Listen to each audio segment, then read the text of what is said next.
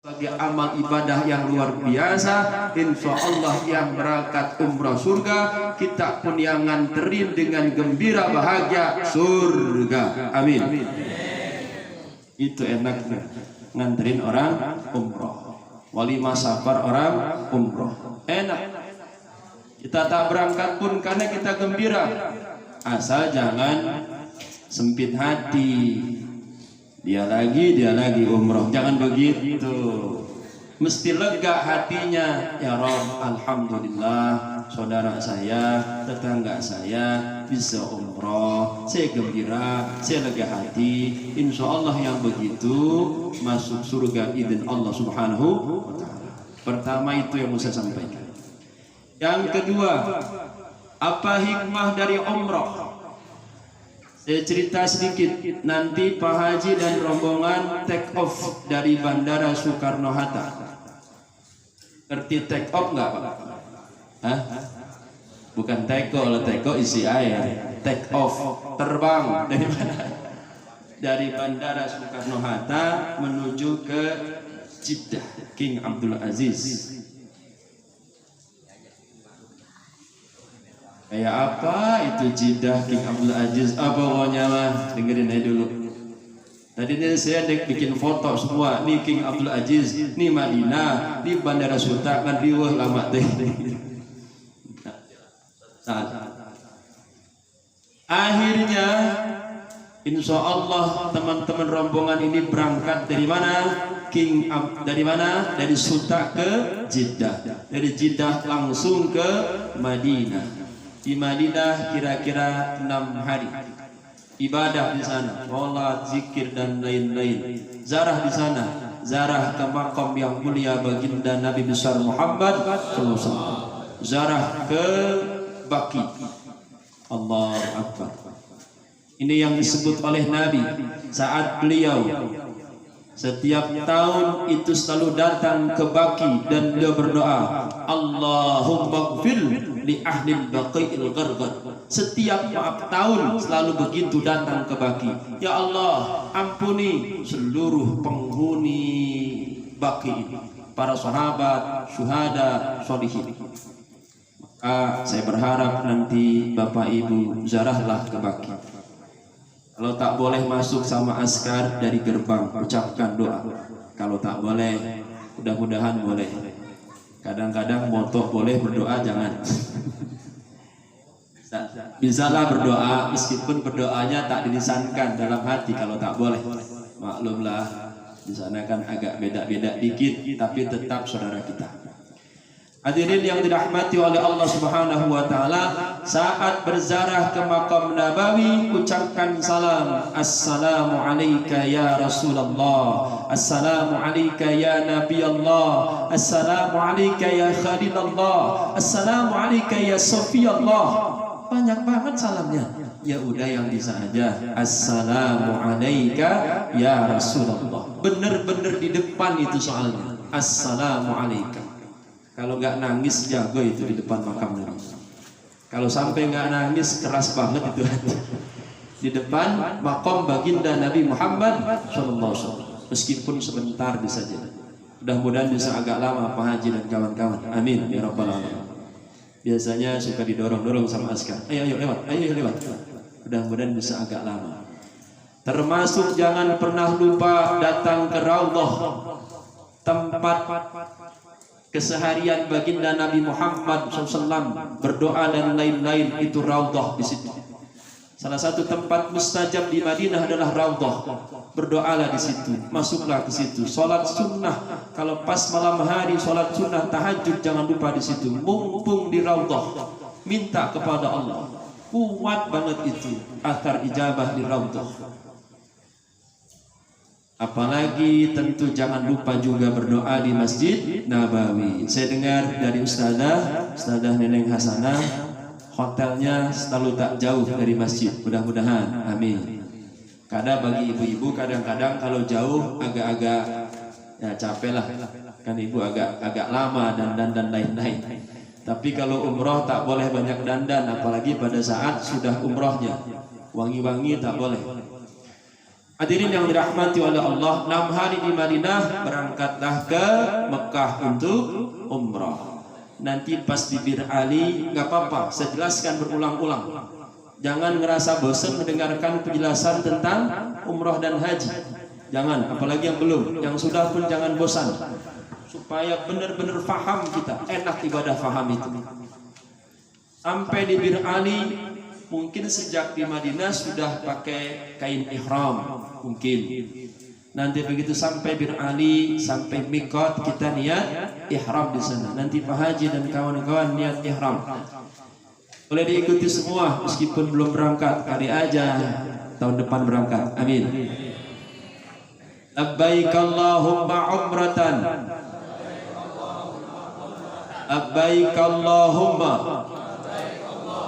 umratan. Nawaitul umrata wa ahramtu biha lillahi ta'ala. Lagi ulang. Labbaik Allahumma umratan.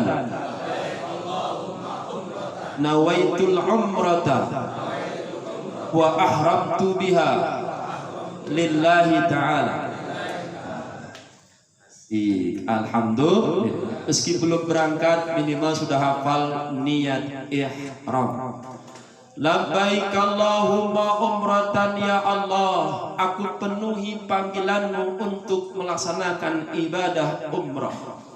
Betul tadi kata Pak Haji, tak usah berkecil hati kalau belum ada uang 33,5 juta.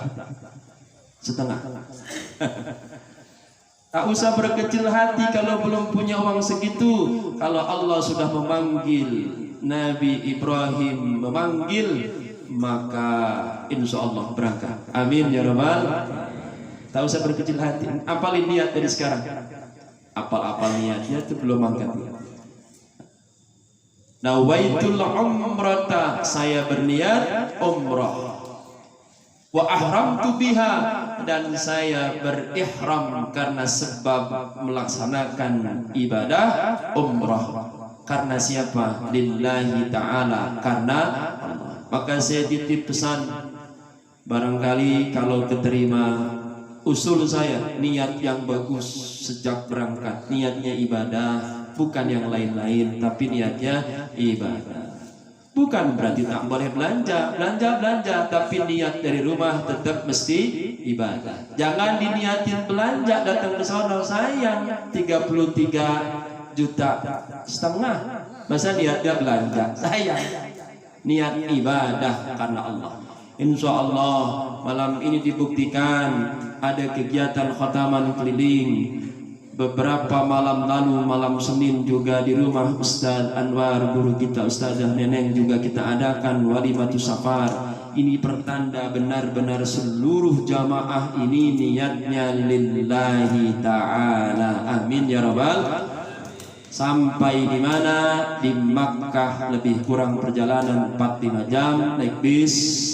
Sampai di Makkah, mulailah nanti kita melakukan rangkaian untuk ibadah tawaf.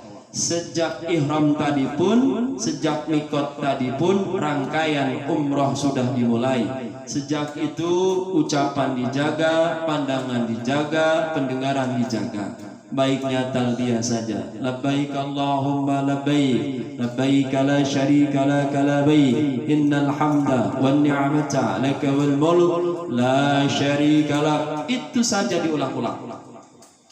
Naik bus itu. Kalau sudah agak banyak pengen ganti sholawat, boleh.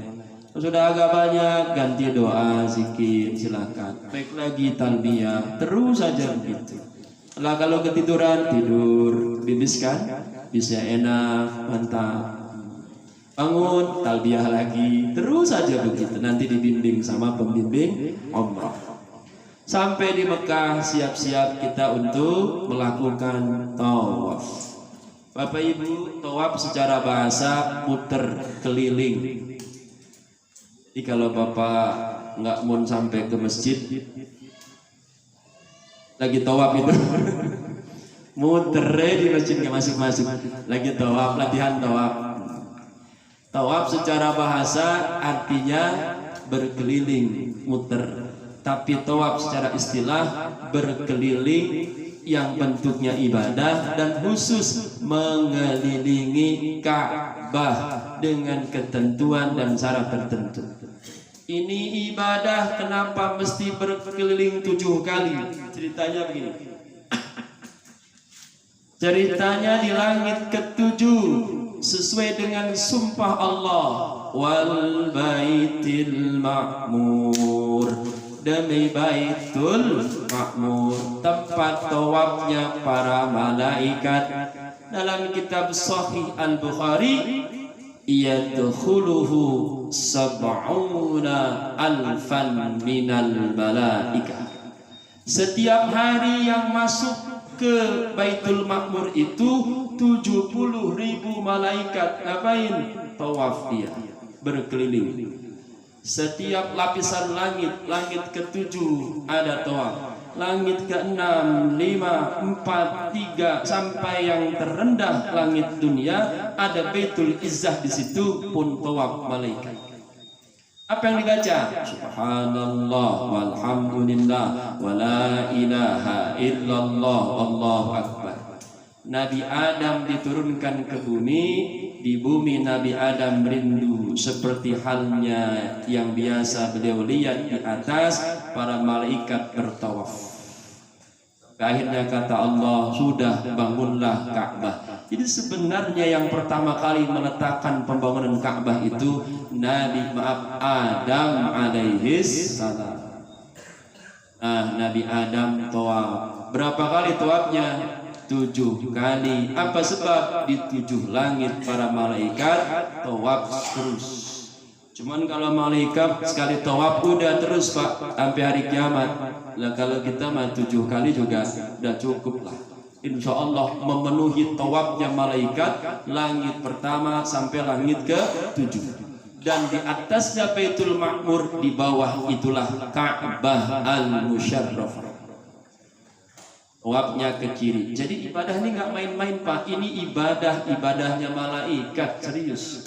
Kita bakal serius itu ibadahnya itu. Ini ibadah para malaikat, tawaf. Dan nggak bisa dilakukan kecuali di situ. Nggak ada ceritanya ke Indramayu, nggak ada. Nggak ada ceritanya di tempat lain. Tetap mesti di situ. Di mana? Di Makkah, mengelilingi Ka'bah al-Musyarrafah. Ini saya bawa miniatur Ka'bah. Ini bocah yang buat, bocah baca. Saya perkenalkan. Yang belum, yang udah maju berkali-kali ini ya. Ini kadang perlu juga dibahas lagi. Apa-apa jangan bosan-bosan. Pandangin Pak, siapa tahu kita bisa ngelihat beneran. Amin. Sekarang lihat kardusnya, nanti ngelihat beneran. Ka'bah ini